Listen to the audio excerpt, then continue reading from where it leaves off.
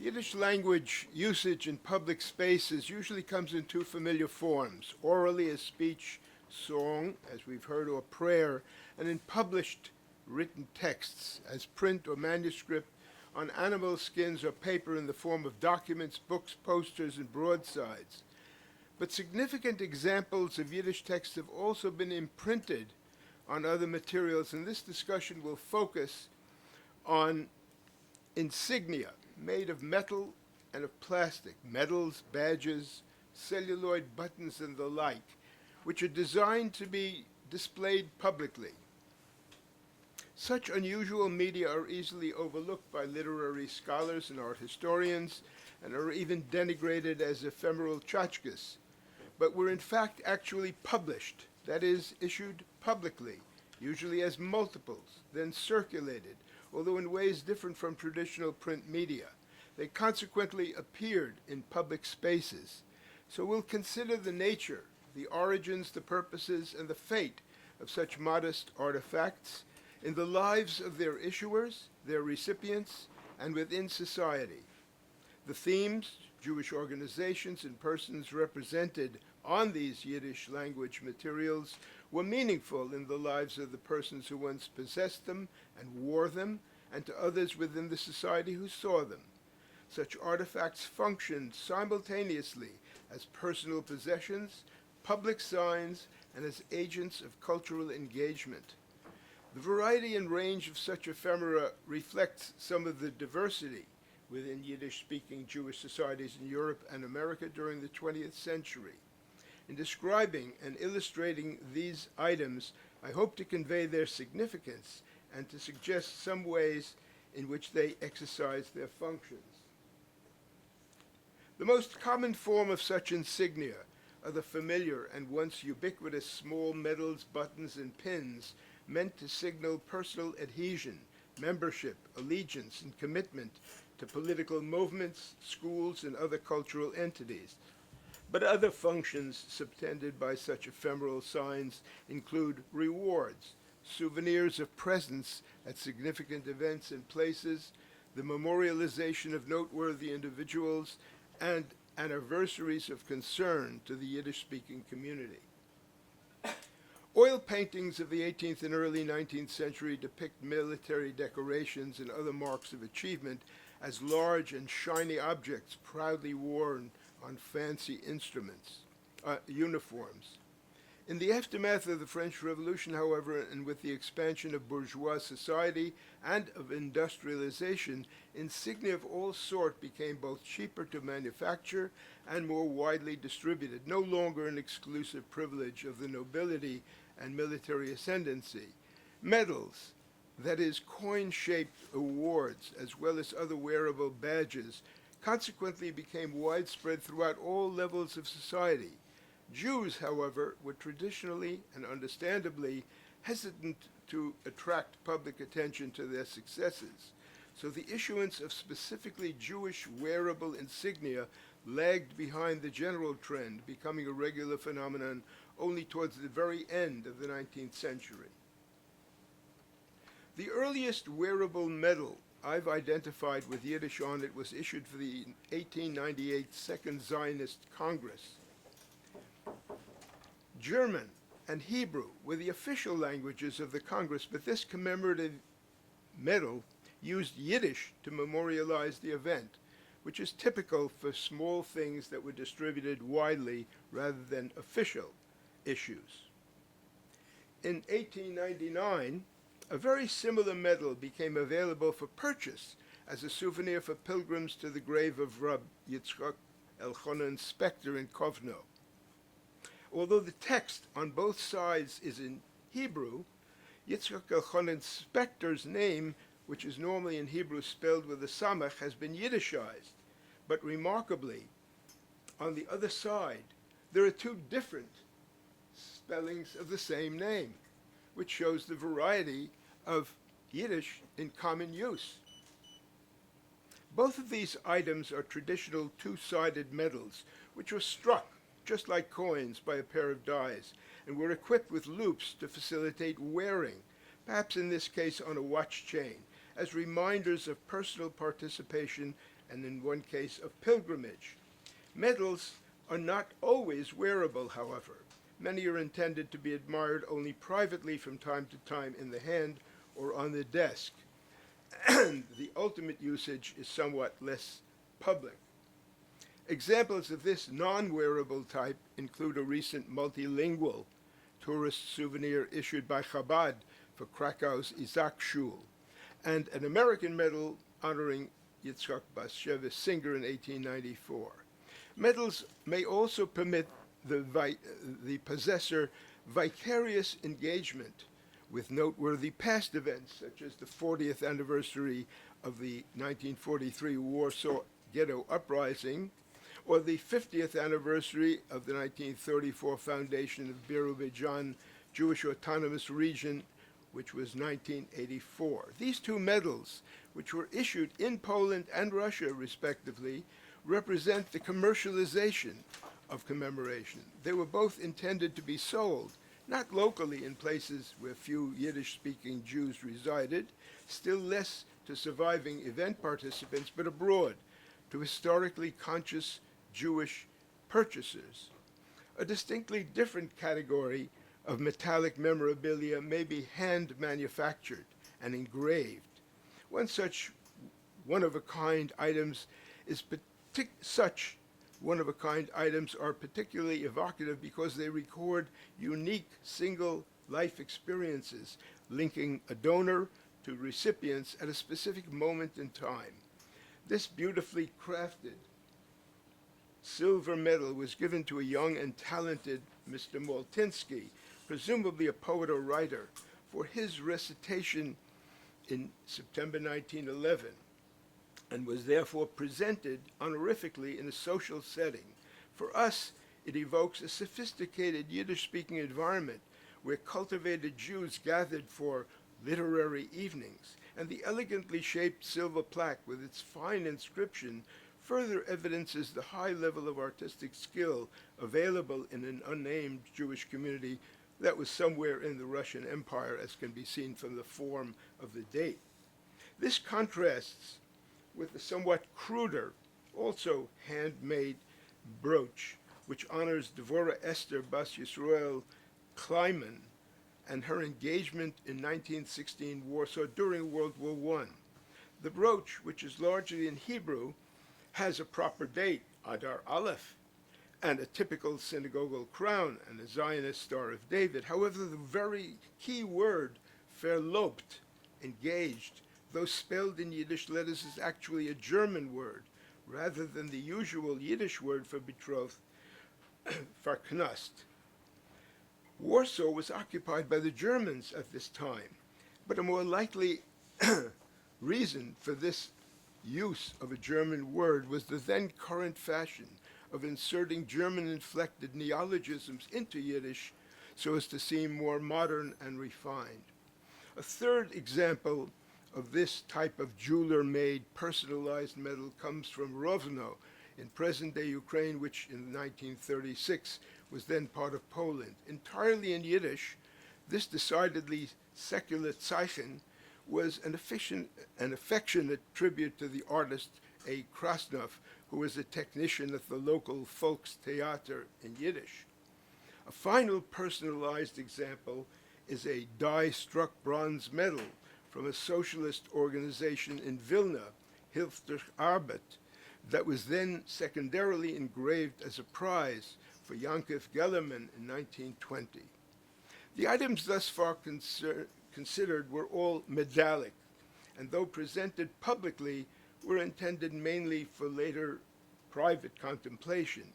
A much larger category of badges, more logically characterizable as insignia, were designed and intended to publicly signal to others the wearer's participation in group activities in an ongoing fashion. Some again are metallic, though usually one-sided, the reverse having a pin to affix it to the clothing. Examples include a stamped brass membership badge from Leivik House in Tel Aviv, home of the Israel Center for Yiddish Culture, circa 1970.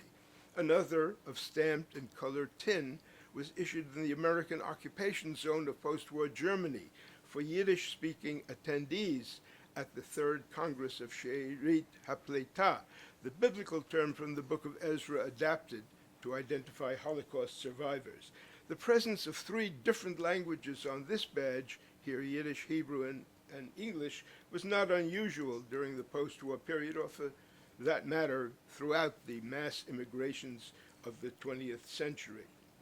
The great majority of such public-oriented, one-sided badges, however, are round, of thinly stamped tin or steel, typically covered by a thin celluloid layer and colorfully printed. The usual term for this type of emblem is called a button in English. It's a format that was invented and patented in the United States in 1896 and was initially used for political election propaganda, but soon thereafter came to be employed for a wide variety of other functions.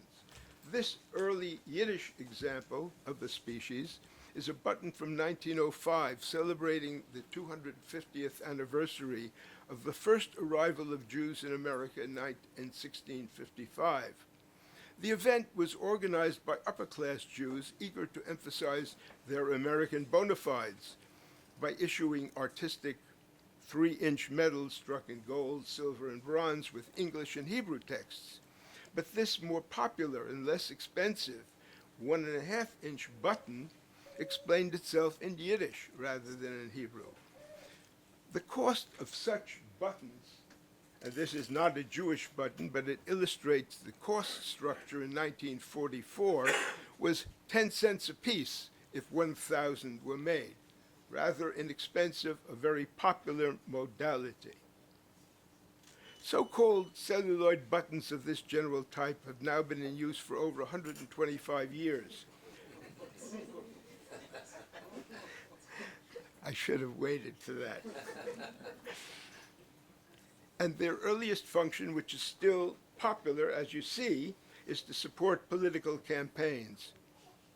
Thus you see that William Jennings Bryan and Adlai Stevenson reached out to the immigrant Jewish Yiddish-speaking community in the year 1900, and a century later you saw the Gore versus Gornisht comparison, and as recently as Trump, the same idea is used. Jewish politics have not only been confined to American elections. The great migration of Yiddish-speaking Jews from Russia beginning in 1880, an escape from Tsarist oppression and poverty, found socialism attractive to Jews in Eastern Europe and the Americas. During the 20th century, socialist organizations often changed their names, symbols, and indeed their allegiances. The badge on the left of the Yiddische Sozialistische Arbeiterpartei Poale Zion in Poland is typical in its name and labor-oriented iconography. But in 1917, on the right, the 10th convention of an identically named organization met in Boston, Massachusetts, and issued a badge already featuring a Zionist Magen David and incidentally spelled Yiddisher, the word Yiddisher, entirely differently from the Polish example. A third badge, also likely from the United States in the 1920s, gave its red, white, and blue coloration and is associated with the same Poale Zion rubric, but now adds a Star of David, a flaming torch, and a hammer and sickle, asserting a leftward shift in identity. It's worth noting that this badge, both of these two badges, combine a solid metal core with hand-applied enamel coloring to produce a more vivid emblem that either the struck metal forms or the celluloid buttons we've seen previously.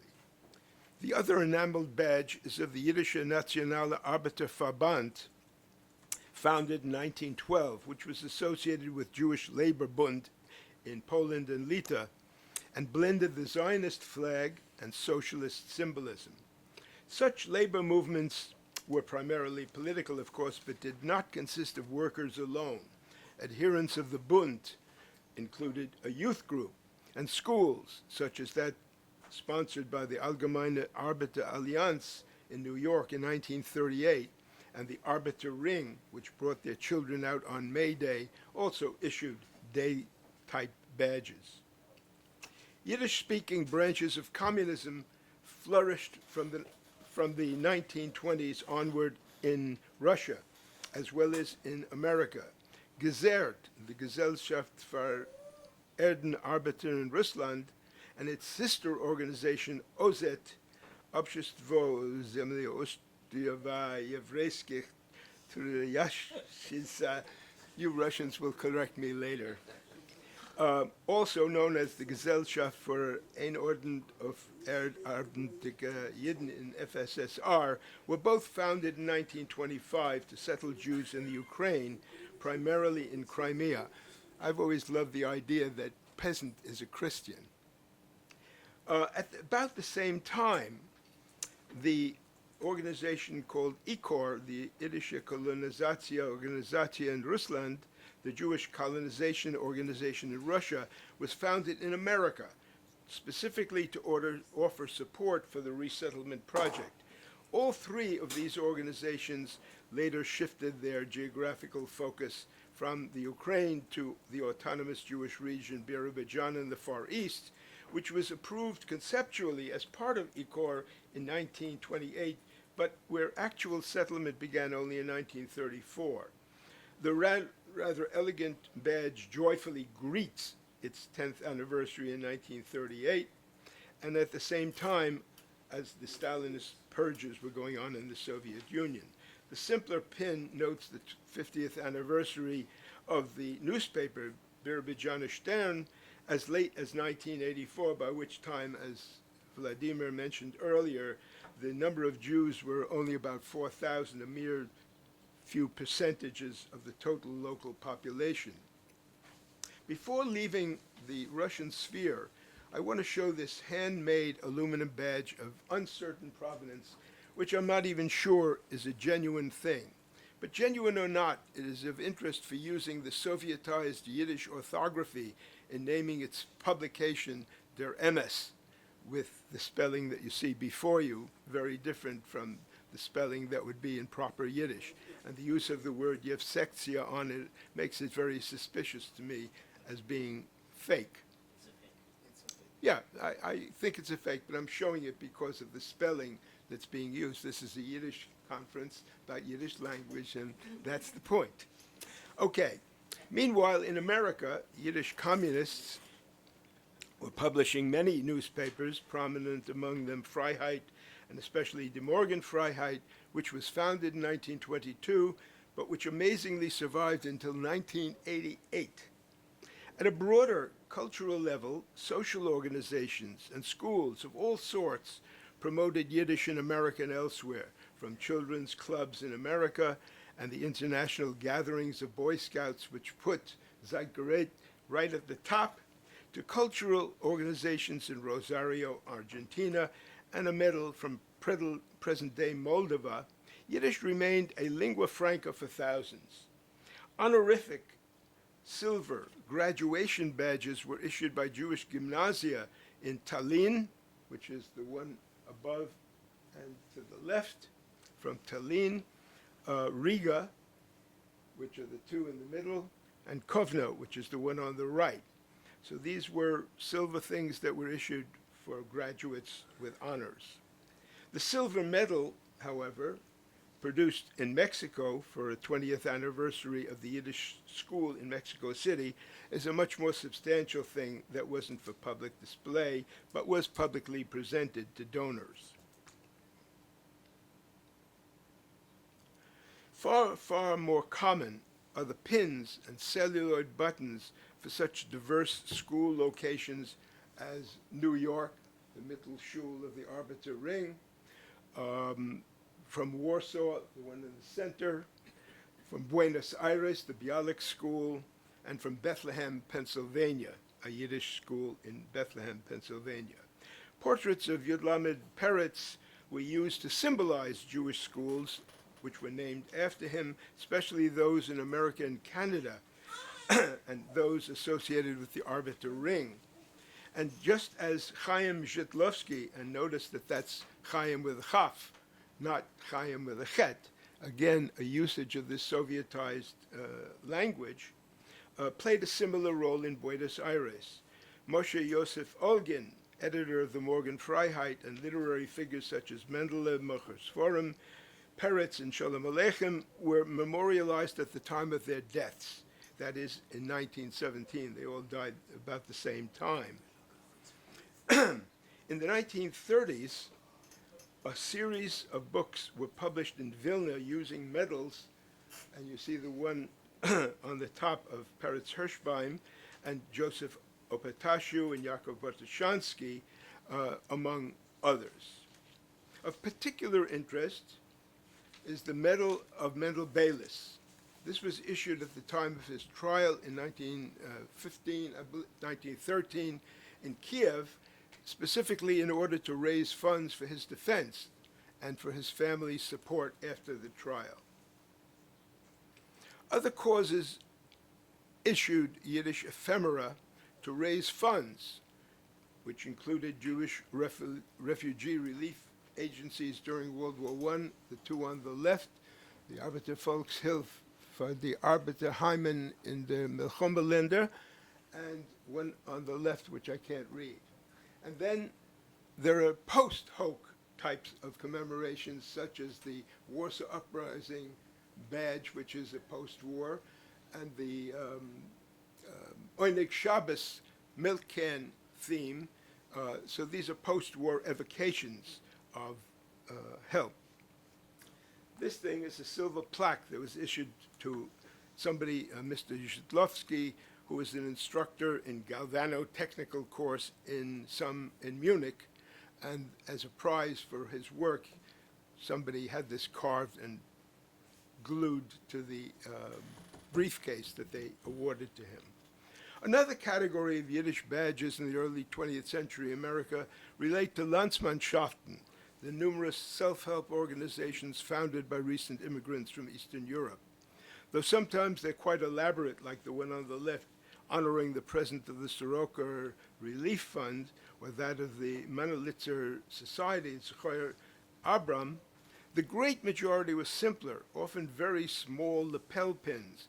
The name of the town of origin of the members was always present, but interestingly, it was typically lettered in what's known as Yinglish, that is, pronounced as in Yiddish, but transliterated into English letters. Thus, the Lodge, Barer, Voronitzer, and Bershader indicated Old World origins, but also acculturation in America, which was further signaled symbolically by the inclusion of an American flag or an American eagle.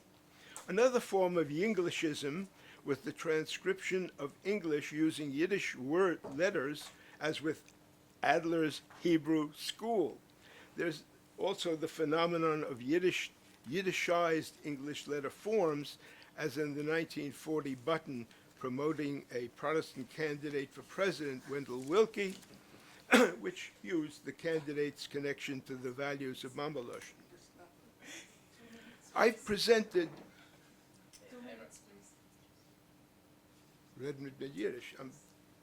I presented these examples of Yiddish language presence within the types of public-facing media different from those of traditional print, speech, and song. What can we say about the use of Yiddish in such formats? These artifacts described are all insignia. They're signs. So the question is semiotic. The legibility of such signs, both their Yiddish texts and associated imagery, is straightforward, need not concern us. And the themes were obvious too. The messages conveyed via the signaling process, however, varied depending on the particular social actors involved and the relationship between them. It's important to reiterate that every wearable metal badge, pin, and button of the types we've discussed fostered interaction in the first instance between an issuer, usually institutional, and either an individual or a class of recipients. Interpreters of the meaning of such interactions thus included the issuers, the presenters, the recipients and wearers, but also external observers, both contemporary and us, post hoc viewers. Badges or medals, whether awards, badges of membership allegiance confirmed and signaled mutuality in a way generally understood by all participants as well as by immediate onlookers and later observers. Insignia then put aside or carried only privately, as in the case of a gift, souvenir, or an award, limited impact of the exchange, at least temporarily.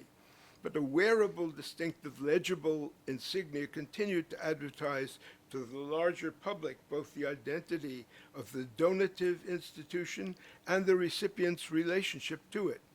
An insignia, very small or textually indistinct, however, like a Landsmannschaften lapel pin, remained illegible to third parties, constricting its social function substantially. In this case, what remained was the wearer's personal sense of identity and pride, and perhaps also the opportunity of an intimate mutual recognition by a fellow member of that organization. The very small sub-centimeter lapel pins of Landsmannschaften are the examples for this. For us later observers, collectors, curators, scholars, who view isolated insignia as decontextualized historical artifacts, the direct social experience is of course reduced. Thus, such disembodied insignia may now be carefully examined and accurately described, but their prior more active roles tend to be obscured and become matters for speculation rather than direct observation. As historians, we commonly infer and extrapolate meanings of material artifacts when evidence of direct experience is no longer available to us or sparse. Such imperfect use of our imagination is, for better or for worse, necessary in considering the meanings and functionings of Yiddish Zeichen within the past public and private spaces.